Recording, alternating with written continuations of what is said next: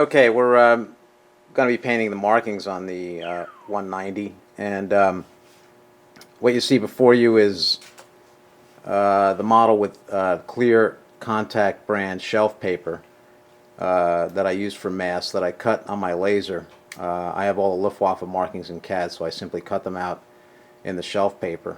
And this stuff is pretty good. It has enough tack to stick to the model, but not enough to pull paint off the model. So it works really good with Model Master. It tends to lift around the edges a little bit, so you have to seal it with your finger just before you paint. That's one thing you have to do anyway with any mask. But the other thing I recommend too is not leaving this mask on any longer than you have to. If you leave it overnight, you run the risk of the mask leaving a residue, adhesive residue on the model, which is really hard to remove. The other thing I've done, and this is a pretty typical setup for me, is I use aluminum foil perimeter masks to which I've taped regular masking tape. You can see here and here and here. And then I make sure I tape that only to the mask that's already on the model. I try not to put any more masks on the model than is absolutely necessary to minimize the risk of taking paint off the model. So the other thing you'll notice too is that I kind of have them angled up at the edges, and that prevents the overspray from getting anywhere else on the model that you don't want it. And I found that you really don't have to mask off excuse me, the entire model to have an effective mask to keep the paint only where you want it to go. As far as the paint goes, what we're going to be doing is shooting white first. Excuse me, and Model Master white covers pretty good. But what I've noticed about white is that it does tend to soak. So you do successive passes and then let it soak. But all these markings will be white. The cross is going to stay white, but then the 2 and the bar in the back is going to be covered with yellow. Now, one thing when spraying yellow, in my experience, never ever try to spray yellow over either a dark color or multiple colors, because it just won't cover and you'll wind up having to put on too much paint and you'll never really get it to cover. So I usually use white as a base coat when I'm shooting yellow. So what I'm going to do here is paint all 3 of these markings white, cover up the cross, and then do the 2 and the bar in my chrome yellow. And the white will act as a nice primer base coat for the yellow and allow the yellow to really pop when you're done. So let's get on that. I'm going to fire up the airbrush and let's do some painting. Alright, again, as I mentioned, you want to run your hand around, run your finger around all the markings. Make sure the mask is down where they need to be. And then I'm just going to lightly dust each marking without getting the paint too wet. The key is to have a good mix to like a cream consistency with your paint, and then not getting the paint too wet on the marking. So by the time the paint hits the airplane, the paint's really almost dry. And if your masks lift a little bit, it almost won't matter as long as you keep that paint fairly dry when it hits the model. You can see as I go over it, the white tends to like soak away. If you look at the bar that I just did, it looks like there's no paint on it. So white does tend to soak. It covers well, but it does tend to soak.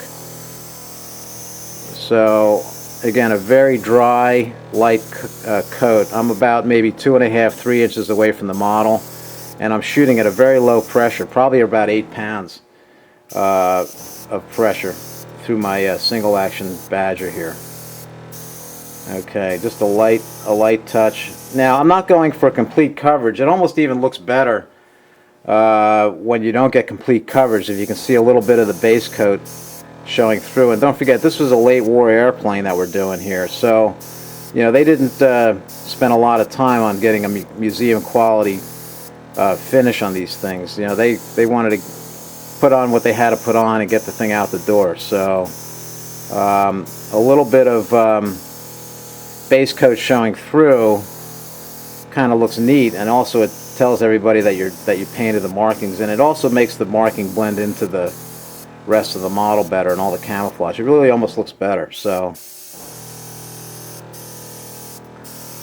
Get a little more white on the cross. Again, I'm trying to shoot at 90 degrees, which is why I had the model propped up. And the other thing you want to do is not hold the airbrush over the model, because if the cup falls off or if the paint leaks out of the cup, you know, guess where it's going to go. So keep it away from the model and just keep your airbrush nozzle. Keep it moving and keep that over the model, but not the rest of the airbrush. So when I do the wing, I actually have a fixture that I put the wing up about 90 degrees. so I don't have to lean over the wing to shoot. I'm getting close to being done here.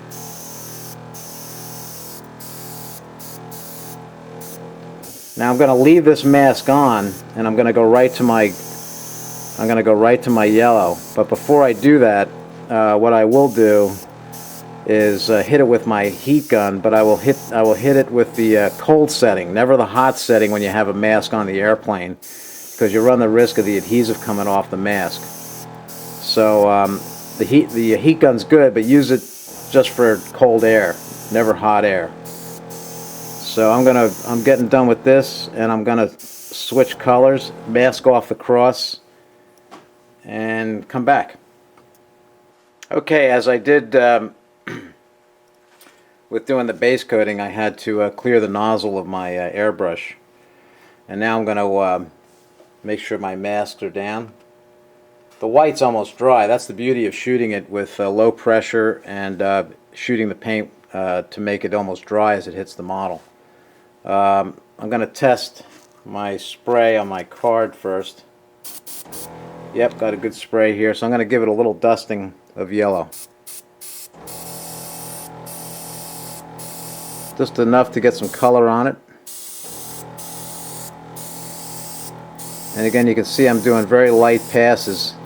I'm not going for coverage on the first pass. That's critical, because if you get this paint too wet, it's going to bleed under. I don't care how good your masks are, it will bleed under. I'm going to hit it with the cold heat gun, just to kind of make this set up a little bit. The other interesting thing too is that after you've done one or two coats, if you've done it right, the paint will actually seal the edge of the mask, so you run less risk of getting underspray under the mask. But I want that good chrome yellow color to show through here, so I'm going to hit this pretty good. And again, these yellow areas get a black outline, and it really should pop when I'm done. That's why I picked this scheme, but it's always with a little trepidation that I pick a scheme, because once you're into it, you can't really change your mind. I mean, you're committed. So I think I noted before in one of my other videos that I'd like to do about 20 of these so I can do all my favorite paint schemes, but which was one of the reasons I agreed with the AMA to do this video in the first place, because that gave me an opportunity to do another Focke-Wulf paint scheme. So here we go. The other interesting thing is when you're painting, when you're doing this airbrushing through a mask, keep an eye on the edge of the mask, because when you can't see any difference from the last pass, that tells you you're done. So that means you got enough paint on what you're painting, so you can pretty much stop at that point, because you're not doing any good other than just adding paint and running the risk of getting it under the mask. So I'm just going to give this area one last swipe,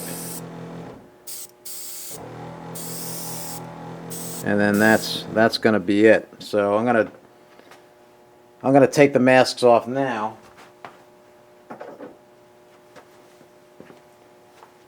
Doing this is always either really good news or it's potentially really bad news. So I also reuse these masks. You don't have to make up a new set of masks if you keep it in a fairly clean area. So just see, this stuff wants to come up right away. So now just kind of fold it back on itself, and there you go. That's pretty good. I think you can see that. Yeah, that looks really nice. So what I'm going to do, before you do the other side, you're going to be using this side to rest the model on. So again, I'll hit it with my heat gun, and now the masks are off. I'll probably use the warm setting on the heat gun. But again, this is a foam model, so be careful.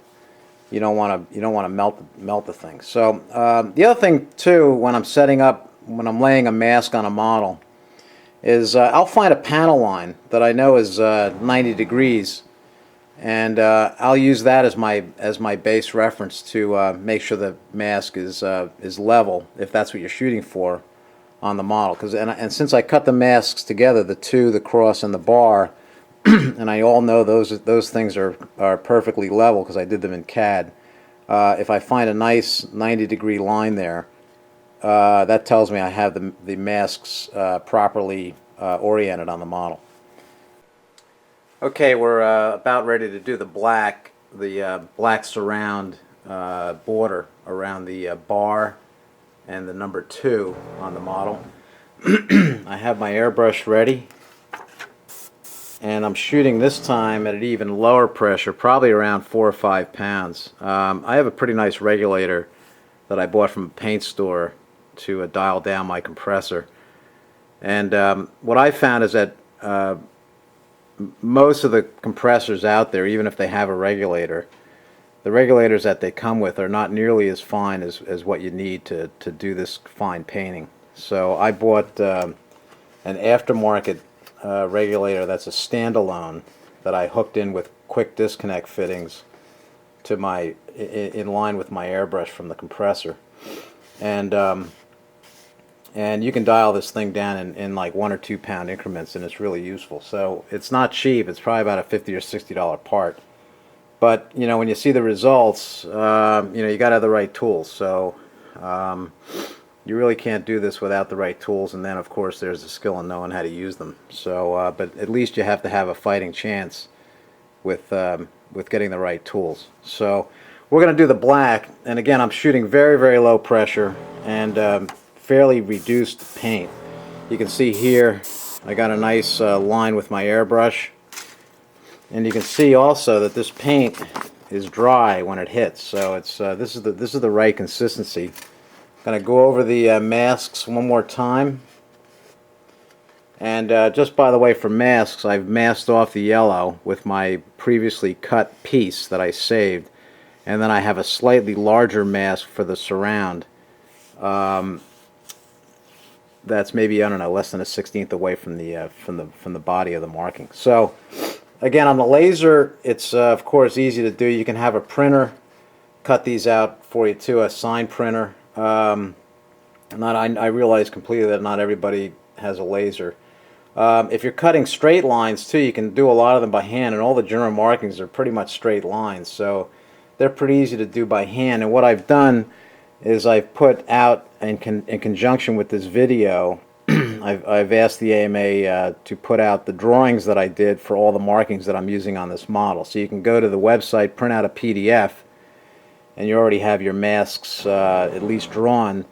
So if you want to cut them by hand in the shelf paper, I invite you to do so. So anyway, here we go. Again, a really light touch is key.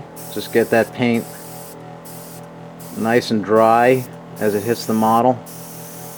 I'm shooting straight black, and I'm trying to hold it at 90 degrees. If you don't hold the brush at 90 degrees, you'll get a little ghosting from the mask, because the mask does have some thickness, so you got to try to shoot at 90 degrees to the mask.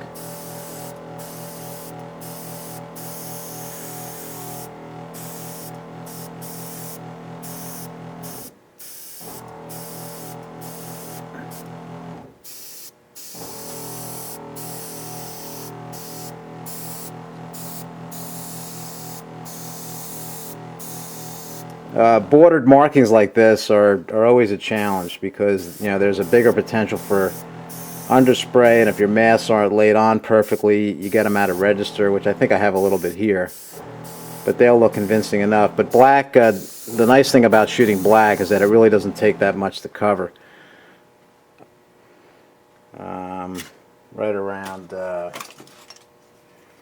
Right around here I got some overspray.